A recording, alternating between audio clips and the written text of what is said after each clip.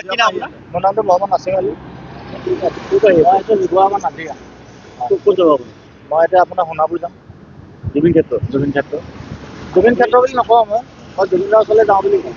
কাৰণ আমি মই সদায় এইটোৱে জানো জুবিন দা আছে। সেইটো কাৰণে জুবিন ক্ষেত্ৰ, জুবিন মন্দিৰ মই এইবোৰ নাজানো, জুবিন দাৰ ওচৰলৈ যাওঁ। নগত নহয়, মোৰ আপোনাৰ 2022 চনত অক্টোবৰ 23 তাৰিখে মোৰ এটা এক্সিডেণ্ট হৈছিলে ট্ৰেইনত। হয়। তো মই সেইটো এক্সিডেণ্ট মোৰ দুইখন ভৰি হেৰাই গ'ল। তো সেইটো সময়তো মই কোনো চৰকাৰী সাহাৰ্য নাপালোঁ বা এনেকৈ কোনো সাহাৰ্য নাপালোঁ। লগৰ যিবোৰ আছিল তেহেঁতি সাহাৰ্য কৰিছে। আৰু মোক জুবিন দাই প্ৰথম হেল্প জুবিন দাই কৰিছে। আৰু সেইটো কাৰণে আজি মই আহিব লাগিছিলে কেতিয়াবা চাই আছোঁ নিউজত, মোবাইলত যিমান পাৰোঁ মই আপলোড কৰি আছোঁ, ভিডিঅ' আপলোড কৰি আছোঁ, হেড জাষ্টিছ ফৰ জুবিন গাৰ্গ মই লিখি আছোঁ। যিমানখিনি পৰা কৰি আছোঁ। তাৰপৰা বহুত মানুহে আশা দিলে লৈ যাম, আমুক কৰিম, টিকেট কাটি দিম। তাৰপৰা এনেকৈ থাকি বহুত দিন হ'ল, আজি 3 মাহে হ'বলৈ হ'ল। পৰহি জাষ্ট মই পটককৈ প্ৰগ্ৰেমটো বনাই দিলোঁ, মই নোৱাৰিছোঁ থাকিবলৈ। নাই মোৰ এই ভঙা চাইকেলখনকে লৈ মই মাৰি গৈ থাকিম, একো নাই।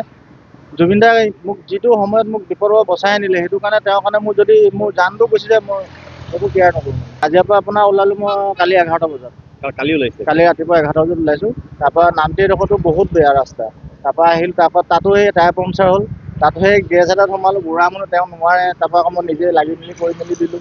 তাৰপৰা আহিলোঁ, তাৰপৰা আহি আপোনাৰ 6টা, 6:30 বজাত আপোনাৰ মই হেৰি পাই গ'লোঁ, এইটো আপোনাৰ তিয়ক পাই গ'লোঁ।